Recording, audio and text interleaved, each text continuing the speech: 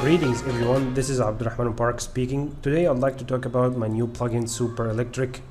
But before we jump into the plugin itself, I'd like to talk about the project I use for this demonstration. As you can see, I used the architecture model from the sample project from Autodesk. I modeled some electrical elements like generators, transformers, RMU, distribution boards, some MDBs, disconnected switches, sockets, etc. And of course some lighting fixtures with wiring, and of course I modeled electrical circuits. And of course in order for the plugin to work, you have to model correctly. What I mean is that you can't leave an empty circuit, unnamed circuits, because I use these elements in order to work with in order for the plugin to work perfectly.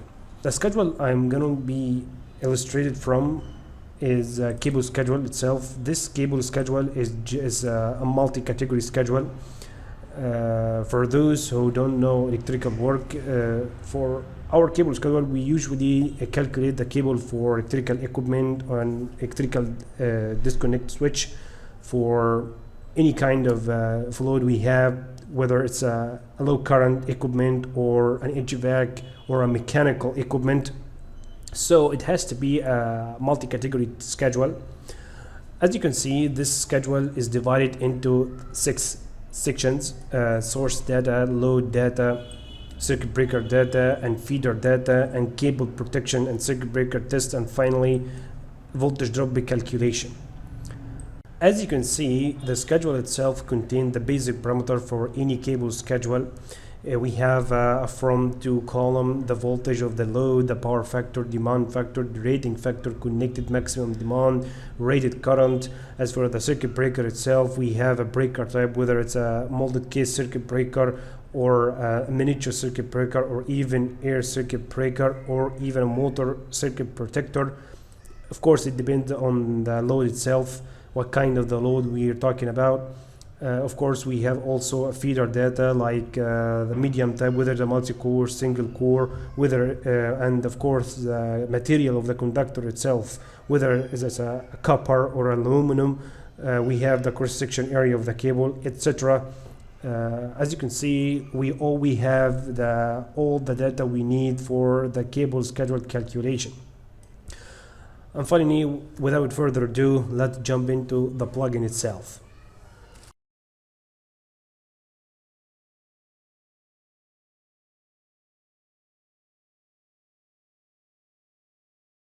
Once you click the plugin, you'll have 5 buttons in order for this plugin to work properly. The first one is getting the required parameter from the model element itself to the schedule. As you can see, the schedule now is empty. By clicking the first button, as you can see, parameters have been filled successfully. The schedule itself has been filled with all the parameters from the model element itself to the cable schedule itself. As you can see, the data received from the model element is not organized, is not properly ordered. That's why the second button comes into action.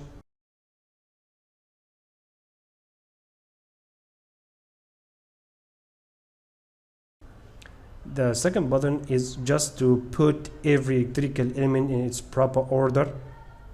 Once we did this, elements have been ordered successfully. As you can see, now we have the transformer feeding fire pump, feeding MDB1, feeding MDB2, etc., etc.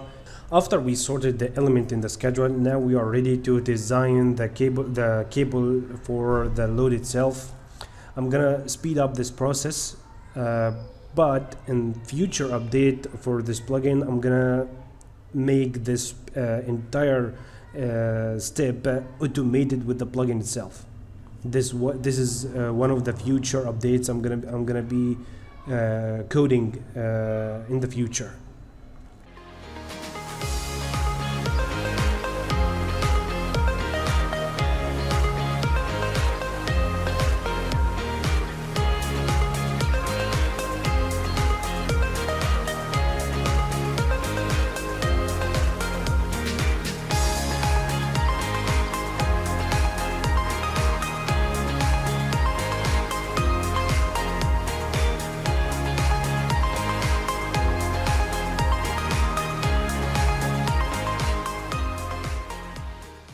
Now we are done designing our cables for our loads. Kindly note that some of the numbers here are not estimated properly.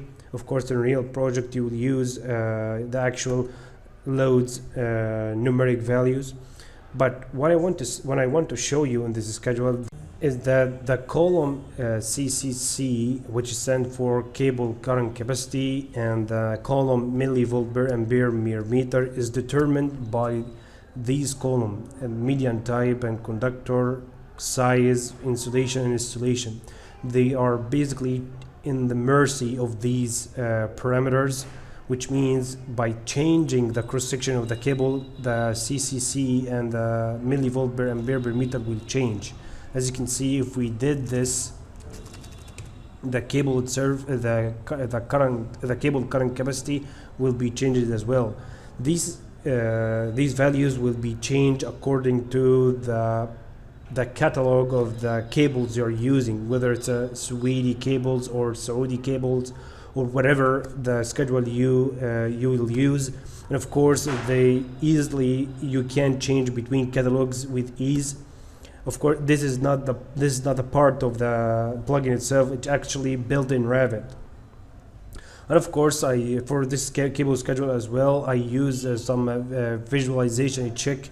As you can see that if the condition is sufficient, the columns is highlighted in green and it says yes. That means that the cable for this load is perfectly designed for, and we can use this cable. After we design each cable for each load, we are ready to launch the accumulated voltage drop calculation.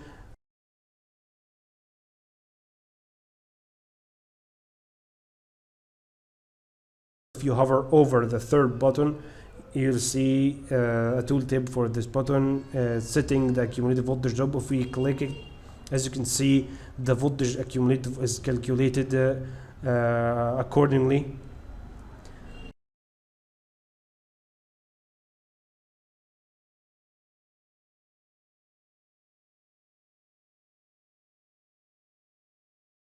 After calculating the cumulative voltage drop, now we are ready to use the fourth button, which will help you fill the electrical circuit parameters and the electrical equipment parameters from the schedule after designing each cable properly. As you can see that the MDB panel schedule is not filled properly, the data is not correct, the circuit breaker of this MDB, the cable.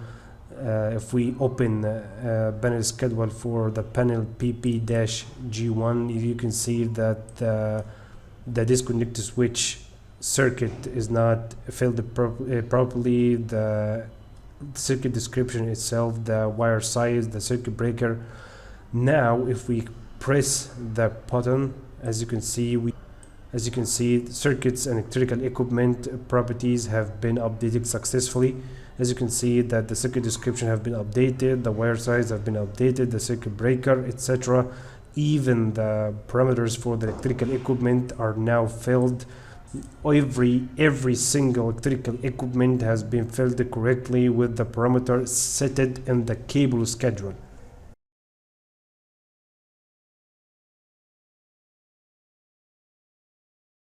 Before pressing the final button, I'd like to talk about the single line diagram itself. The single line diagram contains a bunch of detail items, families, and detail lines. The text you're seeing is not just a text, they are tags related to the detail item family itself. Every single family has a set of parameters which are used to show all the required data of the cable schedule. As you can see, we have the panel itself, what is its name, what is the connected load, what is the demand, what is the cable, what is the voltage drop percentage, what is the length, what is the circuit breaker, it is type, etc. Every single element in here is a detail item family with proper parameters and proper tags for each one individually. Now let's press the final button, which will update the single line diagram for each element individually.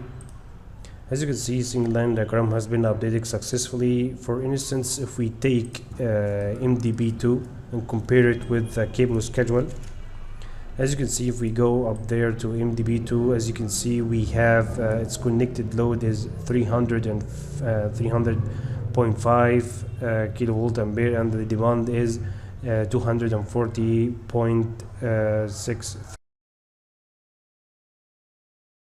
In summary, all of your calculation are now built in the project itself. Each element have a bunch of data inside it. What I did is basically building the information for each element. That is what BIM for, that is what Revit for. We leverage this tool to build the element information and harvest it into our benefits. Each element in this schedule is live with the element itself. If you update the load itself for any reason, you can simply go back to the plugin itself and run each button in order to get the updated values. And of course, you don't need to make the single line diagram in AutoCAD and copy and paste or map or print the paper to write from the updated loads. No need for this anymore. With this plugin, you can simply map between each element with ease. The plugin comes in handy, of course, with a larger scale of project. I hope you find this video helpful. Feel free to like and subscribe. Feel free to any recommendation. I'd like to hear from you. I'll see you in the next video. Thank you for watching.